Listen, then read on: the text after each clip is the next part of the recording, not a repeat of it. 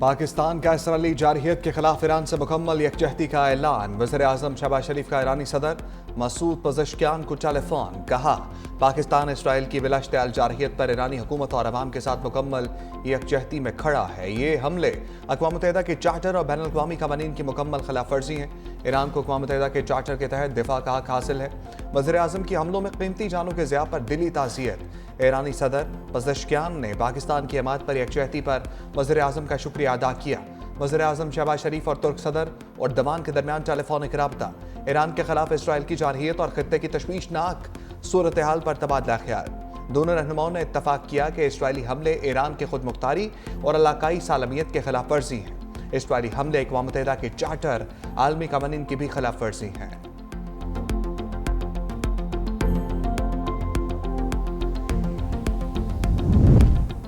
Iran Israel बढ़ती कशीदगी पर Trump Putin राब्ता। दोनों सदूर के दरमियान 50 मिनट मशरक़ वस्ता की सूरत हाल पर बातचीत।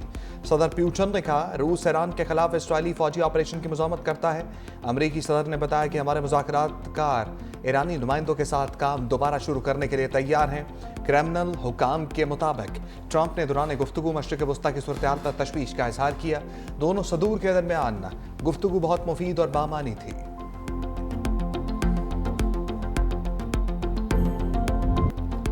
अमरीकी आशीर्वाद में इसराइल की ईरान के खिलाफ मुसलसल जारहियत। जंग में ईरान को गजा से पहली तरजीह पर रख लिया। ईरान के तवानाई इंफ्रास्ट्रक्चर पर नए हमले। दुनिया के सबसे बड़े कुदरती गैस फील्ड पर बमबारी। वो शहर में जनूबी पारस गैस फील्ड पर आग लग गई। ईरानी वजारत तेल के मुताबिक इसराइली हमलों के बाद लगने वाली आग पर काबू पा लिया गया। ईरानी हुकाम ने तेल तनसीबात को निशाना बनाने को संगीन जंगी मरहला करार दिया। ईरानी मीडिया के मुताबिक इसराइल ने ईरान में कई ऑयल फील्ड्स और रिफाइनरियों पर हमले किए। तवानाई इंफ्रास्ट्रक्चर पर हमले जारी रहे तो ये तनाज़ा का नया और ख़तरनाक मोड़ होगा। ईरानी हुकाम ने खबरदार किया। कहा, तेल तनसीबात पर हमले का भरपूर जवाब दिया जाएगा। इसराइल के तेहरान और इस्फहान समेत 10 से ज़ायद शहरों पर क्रूज मिसाइलों से हमले। ईरान के दफाई निज़ाम ने इसराइली मिसाइलों को निशाना बनाया।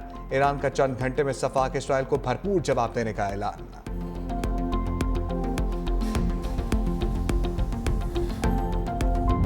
ईरान की सफाक इसराइल को जारहियत पर सख्त सजा।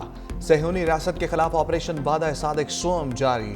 तल अवीव समेत कई शहरों पर बैलिस्टिक मिसाइल से जवाबी हमले। इसराइली नेवी कमांडर समेत 7 अफराद हलाक, दर्जनों जख्मी। इसराइली वजारत दिफा का हेडक्वार्टर और 8 इमारतें मुकम्मल तबाह। एयर बेसिस, दिफाई निज़ाम और जौहरी तहकीकाती मरकज समेत 150 से ज़ायद मकामात निशाना बने। 5 मरहलों में 300 मिसाइल दागे गए।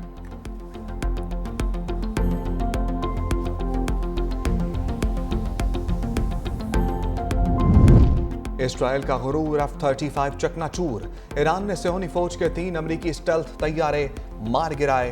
खातून समेत 2 पायलट गिरफ्तार करने का दावा। जंगी मास पर F-35 तैयारा पहली बार मारा गया। ईरानी फौज के मुताबिक तैयारों को दिफाई निज़ाम ने फ़िज़ाई हदूद की खिलाफ वर्जी पर निशाना बनाया। इसराइल की तैयारे मार गिराने और खातून पायलट की गिरफ्तारी की तरदीद।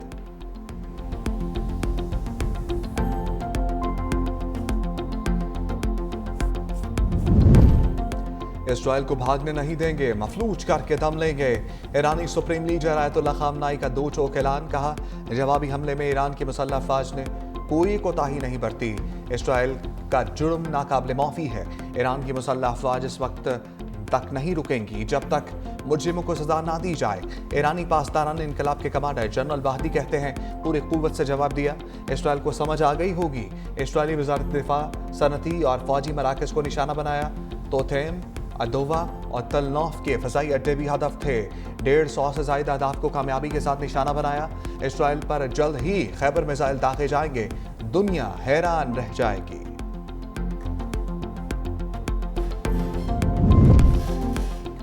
ईरान इसराइल जंग रोकने के लिए अहम राब्ते। तुर्क सदर एर्दोगान और ईरानी हम मनसब मसूद पज़ेश्कियान के दरमियान टेलीफोनिक राब्ता। एर्दोगान ने कहा, इसराइली हमले जौहरी मुज़ाकरात सबूतास करने की कोशिश है। नेतन्याहू खित्ते को आग में झोंकने की कोशिश कर रहा है। तुर्क सदर की सऊदी वलीअहद से भी टेलीफोनिक गुफ्तगू। मोहम्मद बिन सलमान और रजब तैयब एर्दोगान का खित्ते में कशीदगी कम करने पर इत्तफाक। तुर्क सदर ने कहा, इसराइल का ईरान पर हमला खित्ते के लिए सबसे बड़ा खतरा है। एटमी तनाज़े का वाहिद हल मुज़ाकरात है।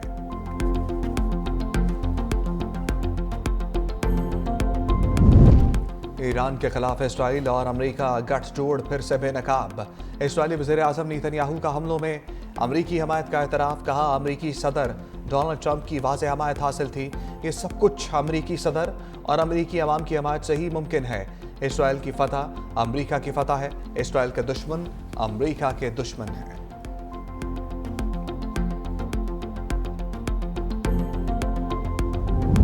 ईरान और अमेरिका के दरमियान जौहरी मुज़ाकरात मनसूख। ओमान ने तस्दीक कर दी। ओमानी वज़ीर ख़ारजा का कहना है कि मस्कत में होने वाले मुज़ाकरात अब नहीं होंगे।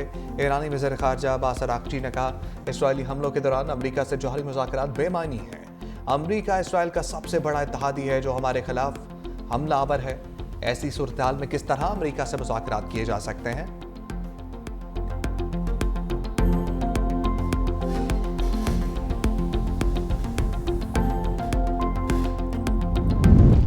भारत की ईरान इसराइल जंग पर दोगली पॉलिसी।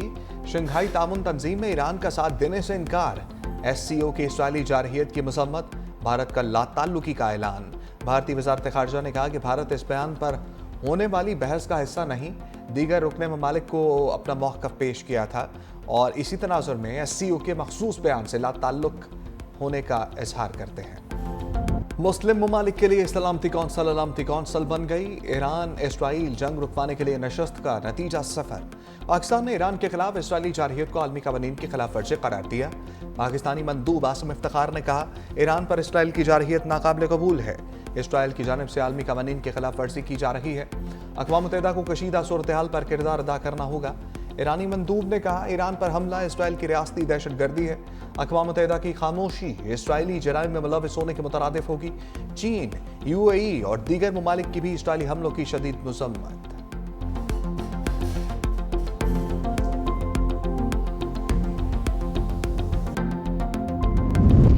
ईरान ने अपनाए हुर्मुज़ की बंदिश पर संजीदगी से गौर शुरू कर दिया।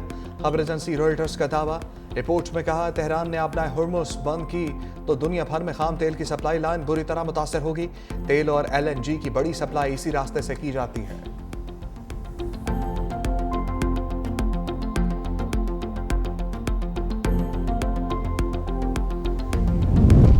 मिस्र में गजा मार्च के गैर मुल्की शुरका से ज़ालिमाना सलूक।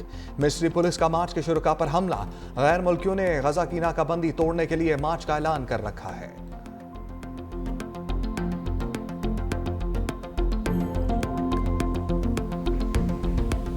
इजराइल के साथ जहां जहां भी इस्लामी दुनिया में ताल्लुकात हैं उनको मुनक़ता होना चाहिए। बच्चों के कातिल, ख्वातीन के कातिल, फ़लस्तीन की तबाही के जिम्मेदार, उनके हाथ मुसलमानों के खून में रंगे हुए हैं। उस हाथ को झटक देना चाहिए। अल्लाह के फजल से पाकिस्तान एक अपने ट्रेडिशनल स्टैंड पे रोज़े अव्वल से खड़ा है, मजबूती से खड़ा है कि हमने इजराइल की स्टेट को ना रिकग्नाइज किया, ना उसके साथ ताल्लुकात बनाए। ख्वाजा आसिफ का इसराइली जारहियत पर मुस्लिम उम्मा को इंतबाह। कहा, मुस्लिम दुनिया मुत्तहिद ना हुई तो सबकी बारी आएगी। इसराइल ने फ़लस्तीन के बाद यमन और अब ईरान को निशाना बनाया। मुस्लिम ममालिक से इसराइल के साथ ताल्लुकात ख़त्म करने का मुतालबा। बोले, पाकिस्तान इसराइल के हवाले से अपने मौक़िफ़ पर मजबूती से खड़ा है। मुस्लिम ममालिक को इसराइल के मुकाबले के लिए मुश्तरका हिकमत अमली बनाना होगी। हमारा ईरान के साथ रिश्ता देरीना और बेमिसाल है। मुश्किल घड़ी में अपने ईरानी भाइयों के साथ है।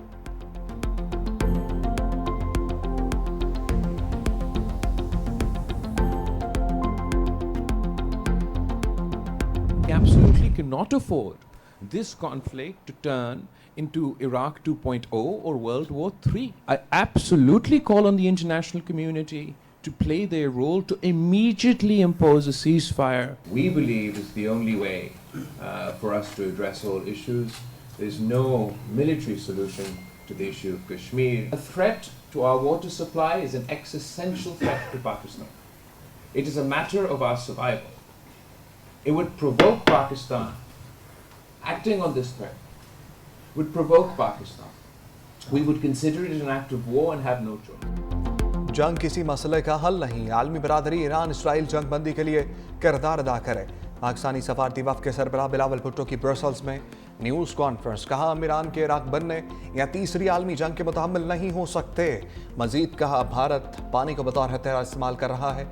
भारत की पानी बंद करने की धमकी पाकिस्तान को इश्ताल दिलाने की कोशिश है।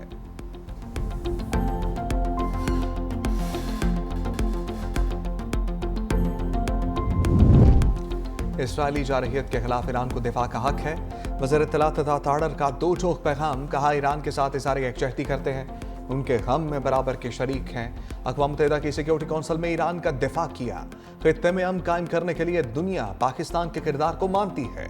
फ़लस्तीन के निहत्ते मुसलमानों को भुलाया, ना कभी भुलाएंगे। फ़लस्तीन के निहत्ते मुसलमानों का खून रायगा नहीं जाएगा।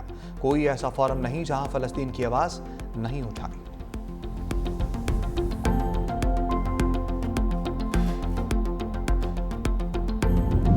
पाकिस्तान के खिलाफ भारतीय साजिश की फैटफ इजलास में धुलाई। भारत पाकिस्तान को ग्रे लिस्ट में शामिल कराने में नाकाम।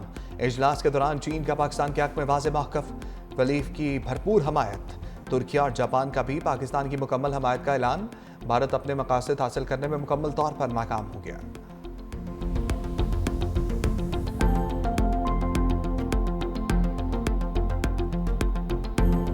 हम ग़ज़वा-ए हिंद के लिए तैयार हैं। हम पुरअमन जरूर हैं, लेकिन डंडा मारोगे तो डंडा मारेंगे, गोली मारोगे तो गोली मारेंगे। हमारी लीडर इमरान खान के साथ, उसकी बीवी के साथ जो ज्यादती हो रही है, खान साहब इस दफा हम आएंगे तो हम अडियाला जाएंगे, हथियारों के साथ आएंगे। अगर गोली मारी तो एक के बदले में दो गोलियां मारेंगे। मारेंगे नहीं बल्कि ठोकेंगे। ठोकोगे अपना हक लोगे। वज़ीर आला अली अमीन गंडापुर धमकियों पर उतर आए। पेशावर में कन्वेंशन से खिताब में कहा, इस बार हथियारों के साथ अडियाला जेल जाएंगे और मज़ामत करेंगे। बानी पीछा और अहलिया के साथ नाइंसाफ़ी की जा रही है। डंडा मारोगे तो डंडा मारेंगे। गोली का हिसाब गोली से होगा। 22 जून को तमाम अजला से कारकुनान निकलेंगे।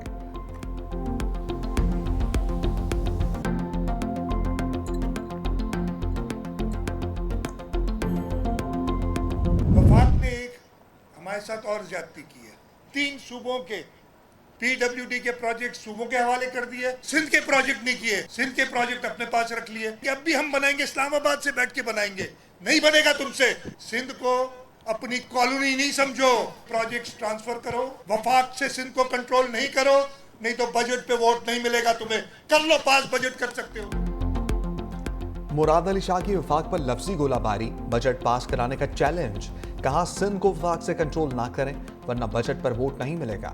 सिंध से सौतेलों जैसा सलूक ना करें, अपना हक लेकर रहेंगे। वफाक ने सिंध के प्रोजेक्ट अपने पास रख लिए। कहा, हम बनाएंगे। वफाक ने सिंध को प्रोजेक्ट वापस ना किए तो फिर बजट पास करा लें। पूरे पाकिस्तान में मोटरवे बना दिया। सखर मोटरवे पर कहते हैं पैसे नहीं हैं। वफाक ने हमारे साथ ज्यादती की। पब्लिक वर्कर डिपार्टमेंट खत्म करा दिया। वफाक सिंध से नारवा सलूक बंद करे। वज़ीर आला सिंध ने शाहराह भुट्टो के कायदाबाद सेगमेंट का इफ्तिताह कर दिया। खुदगाड़ी ड्राइव की। कहा, शाहराह भुट्टो कराची के आवाम के लिए पीपल्स पार्टी हुकूमत का तोहफा है।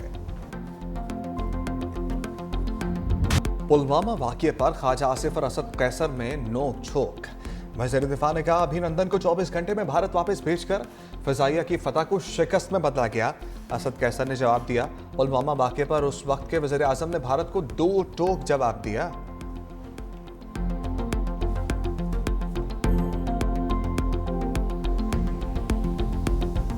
फेडरल ने बहुत कम रिलीजेस दी। हमारे NFC शेयर के हिसाब से हमें 90 अरब रुपए कम मिले। वफाक ने 70 अरब रुपए का वादा किया था कि वो ADP में मर्ज एरिया में और AIP की मद में देंगे। हमने 20 अरब रुपए अपनी जेब से AIP की मद में दिए। 150 अरब रुपए हमने अपने कर्ज उतारने का जो अकाउंट है उसमें डाल दिए हुए हैं। इस साल 47 अरब ज्यादा दिए, उसमें हमें वफाक ने कुछ भी नहीं दिया। मुखालिफ हुकूमत की वजह से वफाक नज़रअंदाज कर रहा है। मुशीर खजाना खैबर पख्तूनख्वा मुज़म्मिल असलम का शिकवा। पोस्ट बजट प्रेस कॉन्फ्रेंस में कहा, वफाकी तरक्याती बजट में खैबर पख्तूनख्वा को नज़रअंदाज किया गया। सिर्फ 55 करोड़ रुपए रखे गए। NFC मद में 90 अरब रुपए कम मिले। अपने खजाने से कबाइल को 20 अरब रुपए दिए। 70 अरब रुपए कबाइली अजला के लिए खर्च किए। वफाक ने नहीं दिए। अच्छी बात है कि पाकिस्तान में लोग एक दूसरे को मिल रहे हैं, एक दूसरे को इज़्ज़त दे रहे हैं और सियासत में ये चीज़, इसको फ़रोग़ मिलना चाहिए। अगर किसी पार्टी को, इसके मंशूर को अवाम कबूल करते हैं और वो एक अवामी क़ुव्वत बनती है, फिर कौन सी क़ुव्वतें हैं कि जो इक़्तिदार तक उनकी रसाई का रास्ता रोकते हैं और क्यों रोकते हैं? JUI के बग़ैर या हुकूमतें बनती नहीं हैं या फिर हुकूमतें चलती नहीं हैं। JUI के बगैर हुकूमतें बनती नहीं या फिर चलती नहीं। मौलाना फजलुर रहमान की कराची में फैसल बाबजा के हमरा मीडिया से गुफ्तगू। कहा सियासत में एक दूसरे को मिलना चाहिए, कोई नया इत्तेहाद नहीं बन रहा। फैसल बाबजा ने मुलाकात की दावत दी, इसलिए हाजिर हुआ। फैसल बाबजा ने कहा मौलाना फजलुर रहमान हम सब के उस्ताद हैं, आगे कैसे चलना है रहनुमाई लेंगे। खैबर पख्तूनख्वा से कुछ लोग टैक्स के पैसों से गोली मारने आ रहे हैं। मौलाना फजलुर रहमान बताएं हमने जवाब कैसे देना है।